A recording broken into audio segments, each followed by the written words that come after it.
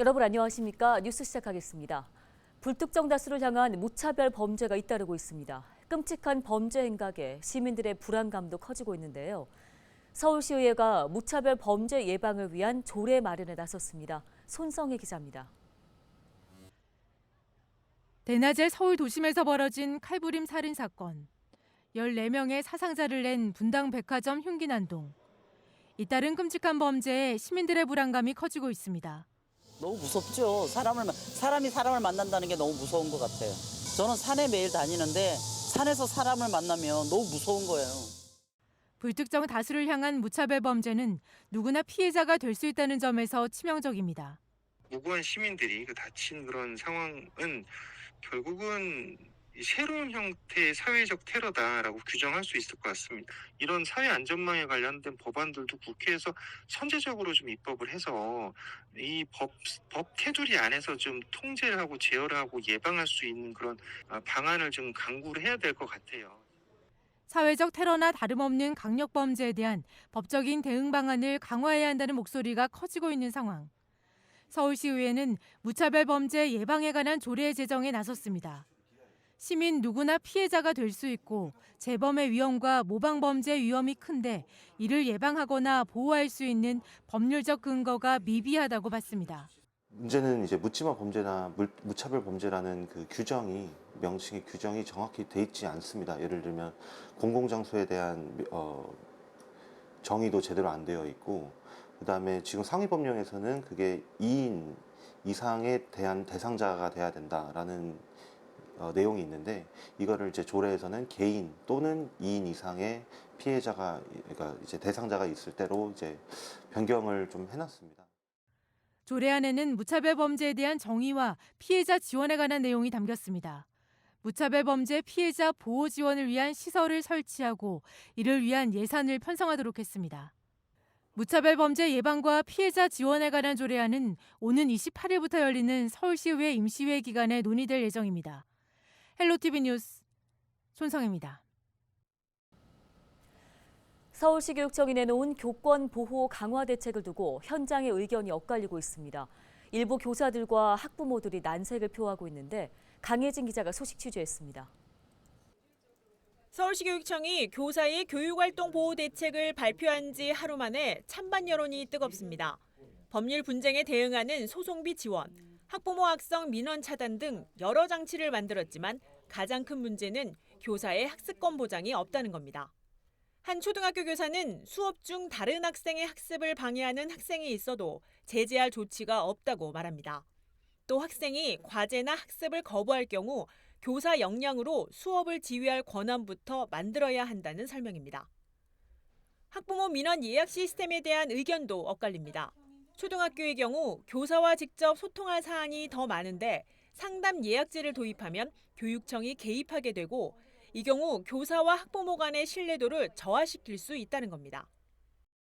초등학교 1학년에는 별별 아이들이 다 있잖아요. 정말 학부모랑 교사랑 긴밀하게 정말 많은 통화가 이루어지고 많은 얘기가 이루어지고 하는데 그거를 일일이 하나하나 예약을 해야 한다. 그러면은 정말 그 오해만 더 많이 쌓이는 그런 결과가 있지 않을까. 악성 민원을 제기하는 일부 학부모 때문에 담임 교사와의 상담이 제한된다는 우려도 있습니다.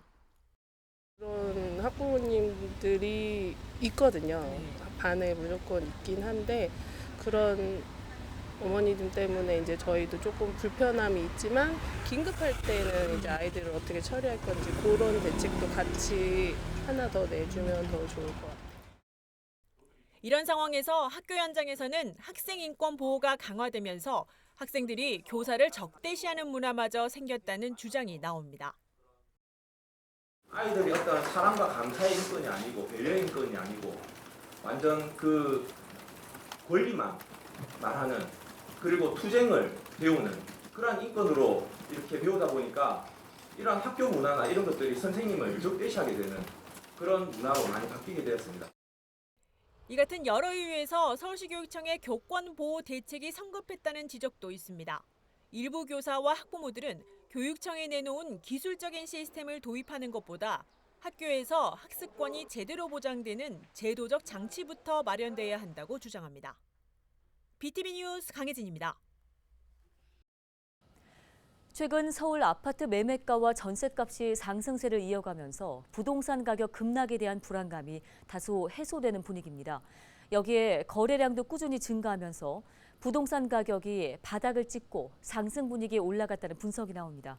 김호 기자입니다. 한국부동산원이 발표한 7월 마지막 주 아파트 매매 가격 지수를 보면 전국 아파트 매매 가격은 0.02% 상승했습니다.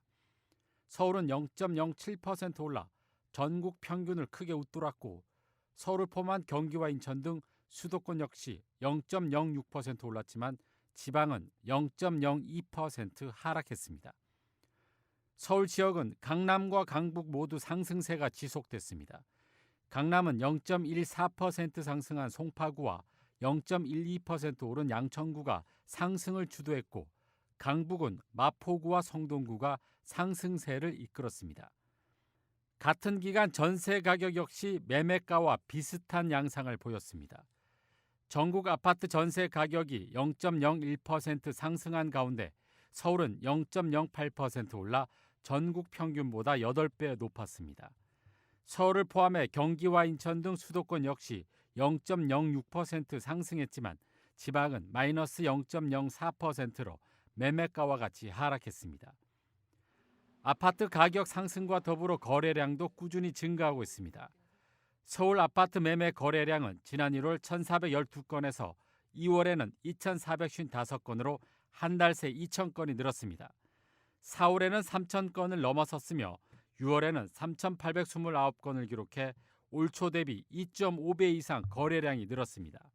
이처럼 서울 아파트 매매가와 거래량이 상승한 것은 가격 급락에 대한 불안감이 해소된 데다 정부의 대출 규제 완화가 영향을 미친 것으로 풀이됩니다. 정부 대출 쪽에서의 규제 완화 관점들이 수요자 매수 심리에 영향을 미치고 있다 이렇게 평가를 할 수가 있고요. 이런 부분들이 반영이 되면서 실제 거래량으로 연결이 됐고요. 이게 이제 가격 지표들이 경우에 따라서 국지적으로 플러스로 전환이 되는 과정에서 고가 지역들이 그 상승세를 주도하다 보니까 기타 지역, 중저가 지역들이 견인되는 효과들이 지금 나오고 있다 볼 수 있습니다. 전문가들은 현재 이어지고 있는 서울 아파트 가격 상승 추세가 대세 상승이라고 단정짓기엔 아직 어려움이 있지만 특별한 외부 충격이 없는 이상 추세 상승은 당분간 이어질 것이라고 전망했습니다. 헬로티비 뉴스 김호입니다. 민주당 양천구 의원들이 현직 구의원 자녀 특혜 채용 의혹의 진상규명을 위해 구의회 차원의 특위 구성과 조사를 촉구하고 나섰습니다. 자체 조사를 위한 첫 번째 관문은 국민의힘 의원들의 동의입니다. 보도에 심다혜 기자입니다. 양천구의회 더불어민주당 의원들이 의장실 앞에 모였습니다. 양천구 시설관리공단을 감사하는 특별위원회 구성 결의안을 제출하기 위해서입니다.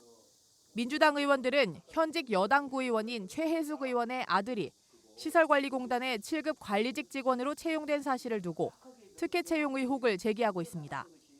최혜숙 의원은 시설관리공단을 감시하고 감독하는 상임위원회인 양천구의회 행정재경위원회 소속입니다.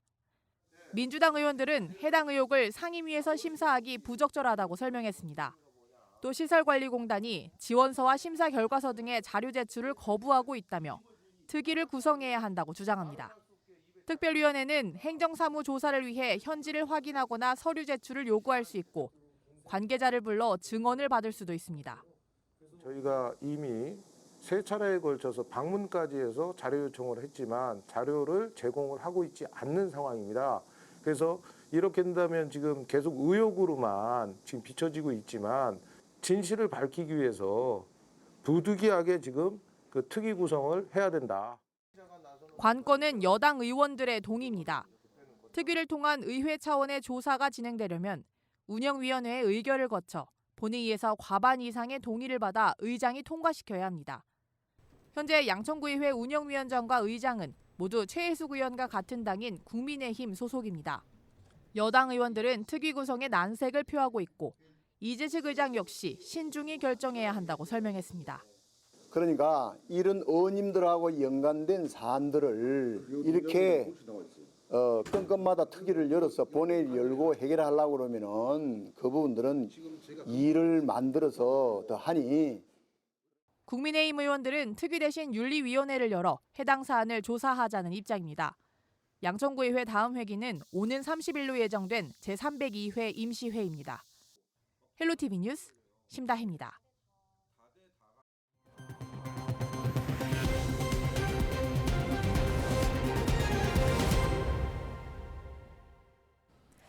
내가 집을 비운 사이 혹은 깊은 잠에 빠진 한밤중에 불이 난다면 어떨까요? 생각만 해도 아찔한데요. 불이 나면 연기를 감지해서 알리는 단독 경보형 감지기가 화재 시 생명을 구하는 데 큰 역할을 하고 있습니다. 김한식 기자가 전해드립니다. 주택가 밀집 지역, 시커먼 연기가 쉴 새 없이 뿜어져 나옵니다. 지난 2022년 4월 동구 초량동의 주택 화재 당시 모습입니다. 이날 화재로 집안에 있던 50대 남성이 숨졌습니다. 가스레인지에 올려져 있는 냄비한 음식물이 새까맣게 탔습니다. 화재 당시 거주자가 집을 비웠는데 이웃 주민이 신고했습니다. 연기 감지기는 경보음을 울리게 되었고 인근 주민이 이 소리를 듣고 119를 신고하여 출동한 소방대에 의해서 신속하게 안전조치가 이루어져. 지난 2020년부터 올해 5월까지 부산 지역 화재 사망자는 70명. 이 가운데 70%가 넘는 50명이 주거시설 화재로 변을 당한 것으로 집계됐습니다. 같은 기간 전국에서 발생한 화재 사망자 중 주거시설이 차지하는 비율 61.3%에 비해 10%가량 높은 수치입니다. 불이 난 상황을 가정한 단독 경보형 감지기 실험입니다. 연기가 피어오르자 곧바로 경보음이 울립니다. 대형 화재를 막기 위해서는 무엇보다 초기 진화가 중요합니다. 감지기는 화재 초기 사람들에게 알리는 역할을 합니다. 단독 경보형 감지기는 화재로 인한 연기를 감지하여 경보를 울려서 거주자가 안전하게 대피할 수 있도록 도와주며 119 신고와 화재 진압이 신속하게 이루어짐으로써 인명 및 재산 피해를 최소화할 수 있다는 장점이 있습니다. 단독 경보형 감지기는 주택 등에 설치하는데 2017년부터 의무사항입니다. 어른 손바닥 크기의 이 작은 기계는 화재 발생 시 소중한 생명과 안전을 지키는 데 큰 역할을 합니다. 나와 내 이웃의 안전을 위해 단독 경보형 감지기를 설치하는 게 좋습니다. 헬로티비 뉴스 김한식입니다. 여름 피서하면 보통 물놀이가 가장 먼저 생각나기 마련인데요. 더위를 식히는 문화 피서는 어떨까요? 서울에서 공짜로 즐길 수 있는 문화 피서지 소개해드립니다. 이상범 기자입니다. 서울 종로의 한 건물 지하 1층입니다. 마치 발굴터 현장을 보는 듯한 이곳은 공평 도시 유적 전시관입니다. 실제로 건물 신축 과정에서 발굴된 건물터를 비롯해 골목길까지 그 모습 그대로 옮겨놓았습니다. 특히 흔적만 남아있는 모습을 증강현실로 구현했습니다. 이를 통해 수백 년간 사용된 골목길을 직접 걸을 수 있어 조선시대 서울을 보다 생생하게 체험할 수 있습니다. 실제로 조선시대 때 이 동네가 어떤 모습이었는지를 보실 수 있도록 이렇게 AR 콘텐츠를 지금 서비스하고 있습니다.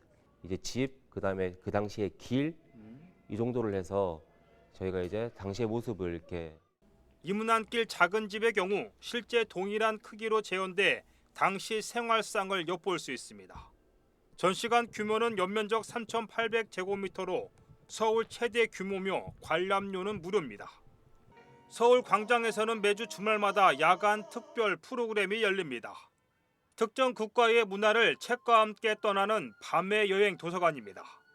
광장에 비치된 책은 별도의 절차 없이 마음껏 읽을 수 있고 잔디밭에 누운 채로 전통 음악과 댄스 등 다양한 프로그램을 즐길 수 있습니다. 여기에 모기장과 테이블, 매트 등은 현장에서 무료로 빌려줍니다. 바람이 불어서 시원하기도 하고 여기서 노래도 들으면서 재밌게 해보니까 되게 좋았어요.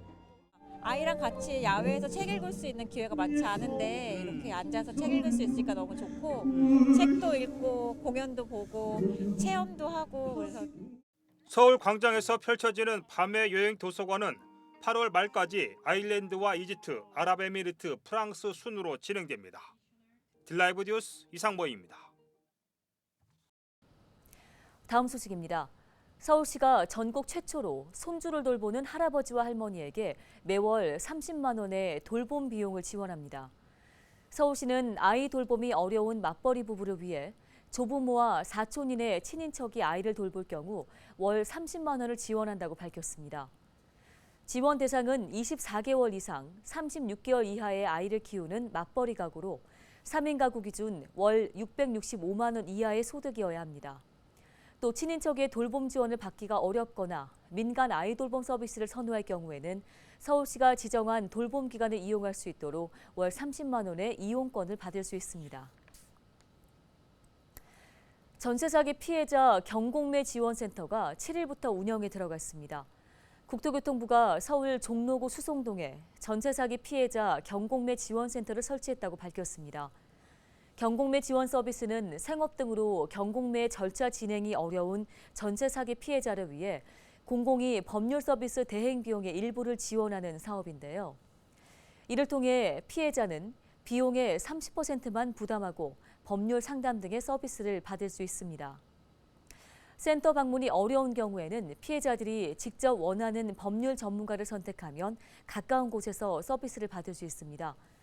서비스 신청은 경공매 지원센터뿐 아니라 전세 피해 지원센터, 허그 영업점, 안심 전세 포털 등에서 모두 가능합니다. 제1회 전국 유소년 드론 축구 경진대회가 다음 달 9일 양천공원에서 열립니다. 드론 축구는 5명의 선수가 한 팀이 돼 축구공 모양의 드론을 조종해 상대팀의 골대에 넣어서 승부를 겨루는 스포츠인데요. 양천구는 오늘 20일까지 전국의 초등학생과 중학생 24개의 참가팀을 모집합니다. 구는 대상 150만 원, 금상 한 팀 100만 원 등 총 450만 원 상당의 상금과 상품을 지급할 예정입니다. 참가 접수는 Y교육박람회 2023 홈페이지에서 가능합니다. 은평구가 보증금이 필요 없는 청년식당에 입점할 청년들을 모집합니다. 청년식당은 요식업 창업을 희망하는 청년을 돕기 위해 은평구가 마련한 창업 점포입니다. 청년식당에 입점한 청년은 1년 동안 임차료의 50%와 인테리어 비용 일부를 지원받을 수 있습니다. 네, 이상으로 뉴스 마치겠습니다. 시청해주신 여러분 고맙습니다.